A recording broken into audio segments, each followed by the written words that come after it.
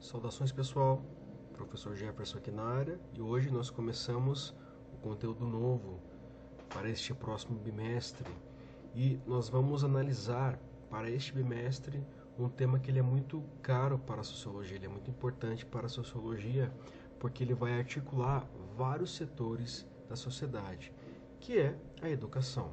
Então a educação ela tem um aspecto histórico, jurídico, econômico e também tem uma dimensão que ela vai muito além das questões de formação, mas sim também ela se associa à identidade de um determinado grupo, tá?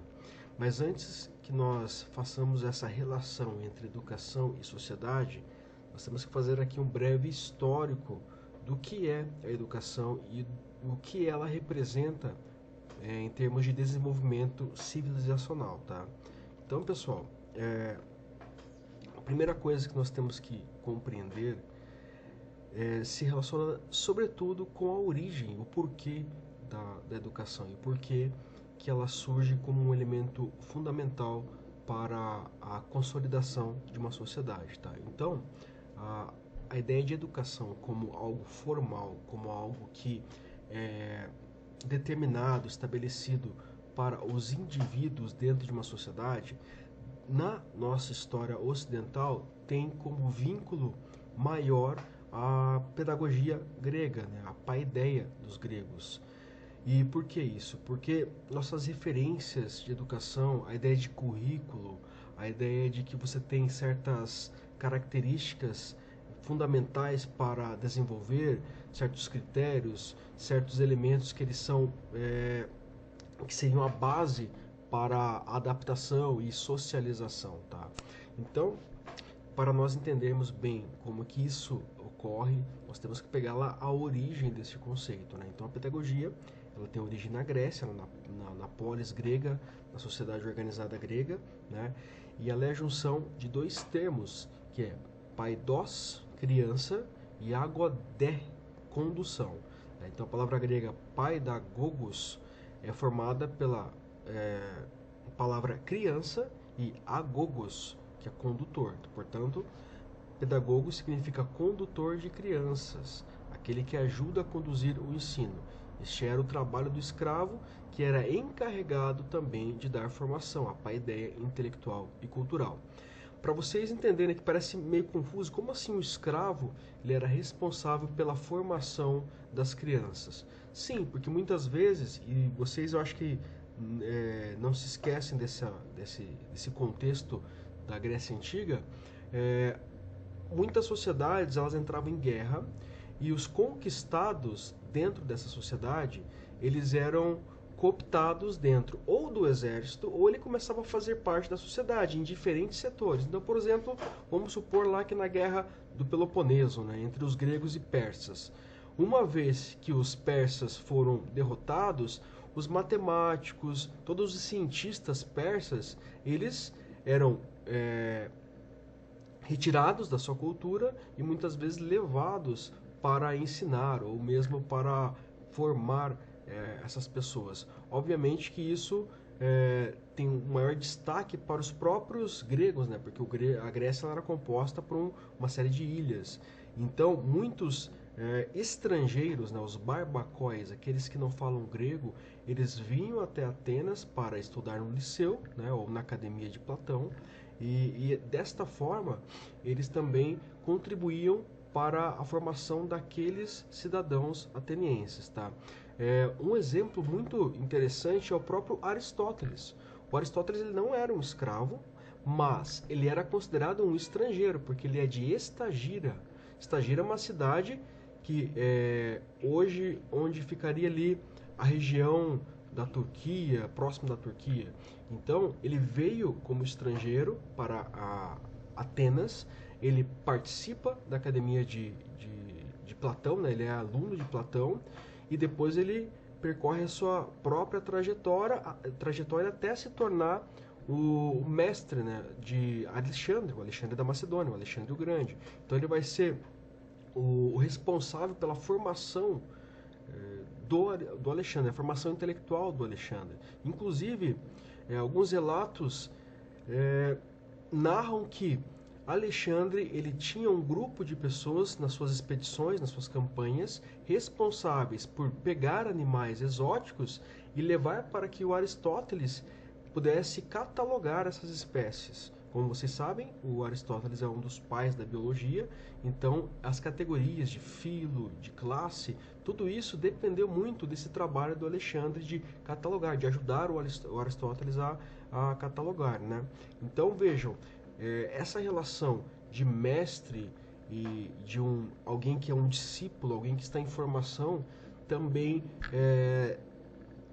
surge na Grécia como uma espécie de modelo, de referência que também depois será replicado dentro do mundo helênico. Tá? Outra coisa também que nós temos que considerar no primeiro momento que surge a ideia de pedagogia, de ensino formal, nós temos também o contexto. E o contexto da Grécia nesse período era um contexto onde a democracia estava ascendendo e dentro da agorá, da praça pública, as pessoas elas discursavam, as pessoas defendiam pontos de vista. E para que essas pessoas tivessem mais expressividade, elas contratavam professores de retórica, e esses professores foram chamados de sofistas. E o Sócrates ele combateu estes sofistas porque ele compreendia que a habilidade de convencimento não está necessariamente relacionada com a aletheia, com a verdade, tá? Então, a pedagogia ela se desprende muito dessa posição inicial de alguém que recebe um valor para educar, como era o caso dos sofistas, né? Então, os sofistas que são considerados os primeiros professores, eles foram, de certa forma, rechaçados pela classe dos filósofos, porque eles cobravam pelos seus ensinamentos. E essa não é uma característica que existia na academia de Platão, por exemplo, né? Aqueles que estavam na academia de Platão, eles lá estavam para serem discípulos do seu mestre e propagar aquelas ideias. Tá? Então essa compreensão de que a pedagogia ela se torna uma moeda, ela surge primeiro e depois ela se desprende criando ali um conjunto de elementos, de critérios que seriam definidos dentro dessa sociedade. Tá? Então o que seria essa paideia, essa educação grega?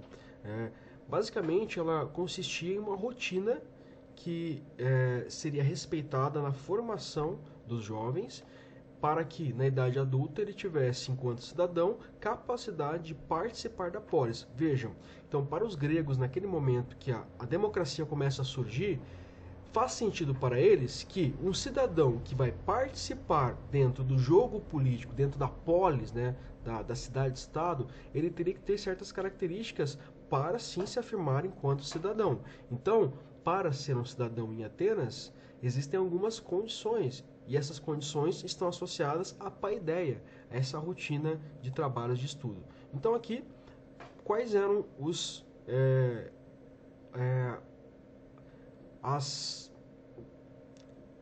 elementos a serem respeitados aqui, né? Tudo aquilo que você teria que fazer para se tornar um cidadão grego, né? Primeiro de tudo, acordar logo ao amanhecer e com a ajuda do pedagogo, o jovem levava-se e vestia-se, né? Então a questão da higiene, né? Então você já começa ali com alguém que vai conduzir você às práticas de higiene. Então você vai lavar-se e vestir-se apropriadamente, né? Então a refeição matinal e logo após ida à palestra para as aulas de música e ginástica. Um detalhe importante aqui, que na Academia de Atenas, quem entrava ficava dentro dos 4 anos iniciais, 4, 5 anos, em silêncio, não se posicionava. Depois de um certo tempo, sim, que você entrava dentro dos debates, né? Você entrava dentro do espaço de discussões filosóficas, porque você tinha que ter primeiro uma formação, e essa formação te daria uma base que permitiria você discutir ideias. E isso foi a formação do Aristóteles, por exemplo. Ele teve lá contato com a geometria, com as artes, né? Participou da ginástica, fez parte do exército, né? O Platão, por exemplo, ele participou de guerras, assim como Sócrates. Então, essa educação ela compreendia corpo e mente. Você trabalhava o corpo no liceu e a mente lá na academia. Então, esses dois elementos eram fundamentais. Então, depois você tomava um banho e o regresso a casa para o almoço, né? Daí você retorna à palestra à tarde para lições de leitura e escrita. Depois você vai para casa, sempre na companhia do pedagogo, estudo das lições, trabalhos de casa, jantar e, enfim, o repouso. Não haviam finais de semana ou férias, exceto pelos festivais religiosos ou cívicos. Ou seja, você estudava de segunda a segunda, tá? Com exceção dos feriados. Então, essa formação, essa paideia, ela era levada muito a sério. E por que que isso era desta forma? Tá? Porque nós tínhamos, antes disso, uma outra percepção que era muito mais vinculada aos valores que eram expressos dentro daquela sociedade. Então, antes disso, o conceito que originalmente exprimia o ideal de formação social grego estava contido em outros termos, em outro termo, arete. Em grego, adaptação perfeita, excelência e virtude, né? Arete, né? Formulado e explicado nos poemas homéricos, a arete era entendida como um conjunto de qualidades físicas, espirituais e morais, atributo próprio da natureza, como, por exemplo, a bravura, coragem, força, destreza, eloquência, capacidade de persuasão, enfim, a heroicidade. O alargamento do ideal educativo da arete surgiu ao fim da época arcaica grega, por volta do século 8 e 7 a.C., traduzindo-se na expressão kalos kagatos. Kalos igual a bom, kagatos belo, ou o bom e belo em grego, da qual deriva o termo kalasko gatia, ou o grosso modo, né, representa o cultivo da bondade, né, que é um A, da bondade, ou virtuosismo e da beleza, onde o homem era estimulado a alcançar a excelência física e moral, além da honra e da glória, tá? Então, o que isso representa?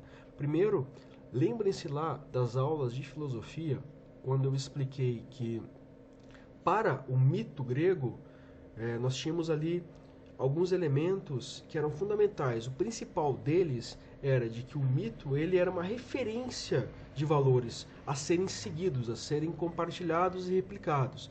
Então a educação ela já começa ali com os textos de Hesíodo e de Homero, uma vez que eles passam alguns dos valores que seriam difundidos naquela sociedade, como por exemplo a coragem, tá? Então aqueles personagens, aquelas imagens de pessoas retratadas na Ilíada e na Odisseia eram inspirações para os indivíduos que viviam na Grécia, tá? Então, antes de existir uma educação formal, já existia essa relação com a Ilíada e a Odisseia como uma referência de comportamento e de valores a serem seguidos, tá? Então, pessoal, dito isso, feita essa introdução, nós vamos entender como que se dá a divisão dentro do processo de educação, porque isso ocorre dentro de uma relação que ela é ambivalente, né? Ela não é apenas algo que você recebe de maneira formal como nós fazemos na escola. Existem vários processos educativos, existem várias formas de apreensão dessas informações e existe também a relação necessária entre sociedade, cultura e o processo educacional, tá? E para isso nós vamos ter como principal referência o Durkheim. O Durkheim, que é um dos pais da sociologia, né? Ele cria o método sociológico, ele vai estabelecer os principais critérios da sociologia, sendo o principal deles a ideia de fato social, que nós vamos falar nas próximas aulas, e ele vai compreender que a educação ela é o elemento fundamental para a socialização dos indivíduos. Então, vamos deixar essa reflexão aqui para a próxima aula, onde ele diz que a educação é uma socialização da jovem geração pela geração adulta, ou seja, a educação é aquilo que vai estabelecer uma conexão, né, um vínculo entre gerações passadas, gerações presentes e gerações futuras. É o fio condutor do processo civilizacional. Ok, pessoal? Então, dito isso, não deixem de ler o primeiro capítulo da apostila de vocês, tá? Temos as trilhas liberadas para vocês terem contato com esses conceitos que eu abordei aqui para vocês.